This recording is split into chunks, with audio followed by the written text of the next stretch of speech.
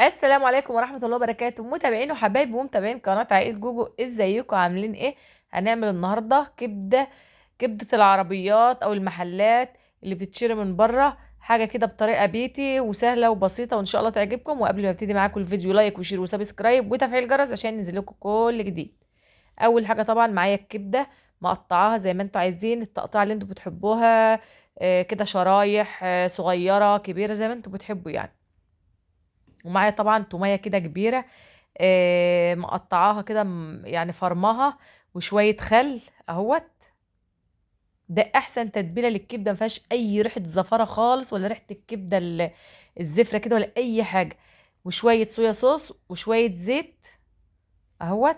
ده احلى تتبيلة للكبدة يا جماعة. والليمونة كده نعصرها،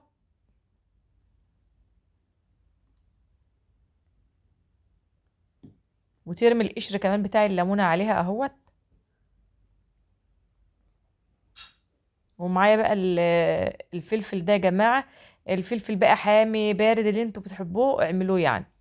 معايا كده قرنين، تلات كده قرون خضرة وقرن احمر اهوت.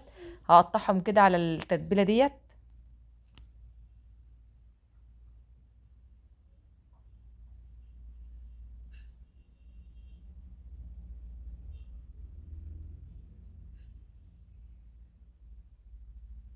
دي احلى بقى تتبيلة يا جماعة، ممكن تعملوها للكبدة ديت، تعمليها على بيات من بالليل يعني، او مثلا قبل ما هتعمليها بساعتين تلاتة كده.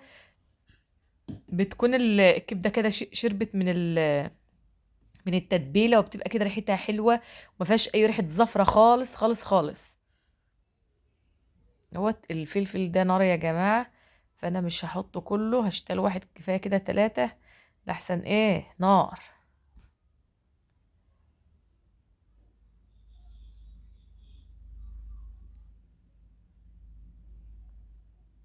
دوت يا جماعة.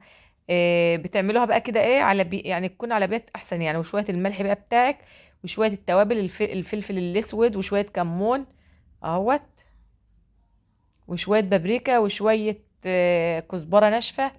بتخلي التتبيلة تحفة صراحة يعني. هي ريحتها اصلا والله تحفة اهوت.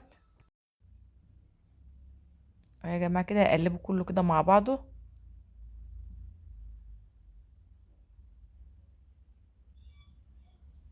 انا قطعت الكبده يا جماعه وهي متجمده، فهشطفها شطفه كده اهوت. سبتها تتصفى كده في المصفى. وانزل بقى بالكبده بتاعتي على على التتبيله ديت. الكبده يا جماعه عايزين تقطعوها، تقطعوها هي متجمده، لان وهي مش متجمده مش هتعرفوا تقطعوها، فتجمدوها وبعدين تقطعوها التقطيع اللي انتوا عايزينها. اهوت بقى كده تدخلي كده التتبيله كده في الكبده كلها.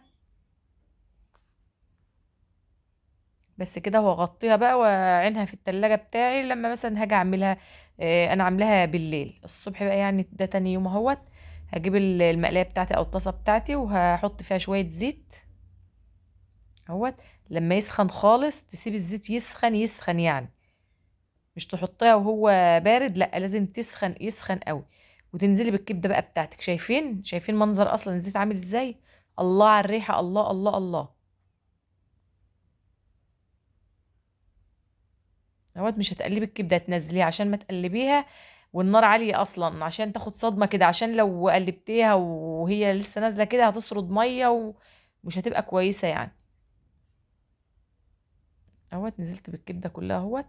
افردها بقى في الطاسه بتاعتي كده، اخليها ايه، يعني تاخد كلها لون كده. هتحتفظ كده بالسوائل اللي فيها يا جماعه. الكبده اصلا ما بتاخدش سوا، لان لو سويت الكبده زياده عن اللازم هي عامله زي الجمبري كده. الجمبري برضو مش بياخد سوا.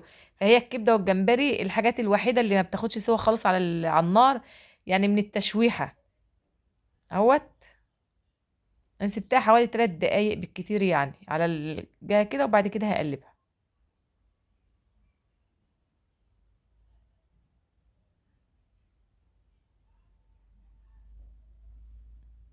اهو يا جماعه بقى هقلبها كده اهوت.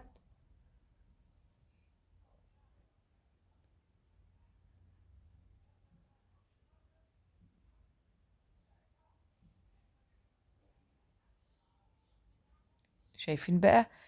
حاجة يا دوبك هي بتشم اصلا النار يعني هي مش اكتر من 3 دقايق، سبتها 3 دقايق، حوالي 3 دقايق بالكتير يعني.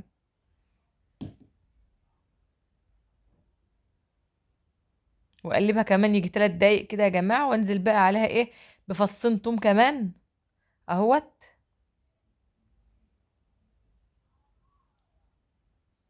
انا مجهزة فصين توم هحطهم لها كمان عشان بقى كده الريحة اهوت يا جماعة. ده انا هعملها بالثوم بس، مش هحط لها بصل بقى يا جماعه. اللي بيحبها عايزه بقى تحط لها بصل، كنت حاطط لها بصل من اول ما حطيتها يعني في الاول، لو انت بتحبها كمان بالبصل مع الثوم. انما انا عاملاها بس بالفلفل والثوم بس. انزل بقى بالفلفل كمان. حاطه كده قرنين 3 كده فلفل اخضر مقطعين كده زي ما انتم شايفين اهوت، وادي لهم برضو تشويحه. والله ريحتها يعني جايبه لاخر الشارع، ريحتها كده حاجه يعني تحفه.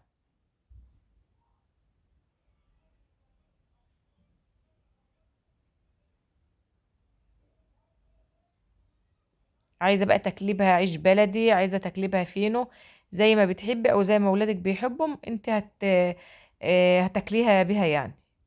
عايزه تعملي جنبها شويه طحينه، اللي بيحب الطحينه يعمل جنبها شويه طحينه. انا هعملها سندوتشات في فينو اهوت، واحشي بقى كده الفينو كده وهي سخنه بقى، واحلى سندوتش كبده ممكن تعمليه. شايفين الجمال؟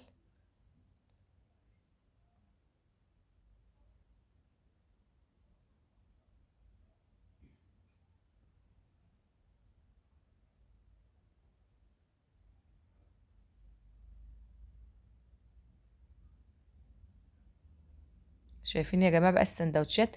ودي كانت طريقتي في الكبده يا جماعه. ويا ريت تجربوا الكبده بالطريقه ديت، مش هتندموا. وبألف هنا وبألف شفا، وما تنسوش اللايك والشير والاشتراك في القناه. والسلام عليكم ورحمه الله وبركاته.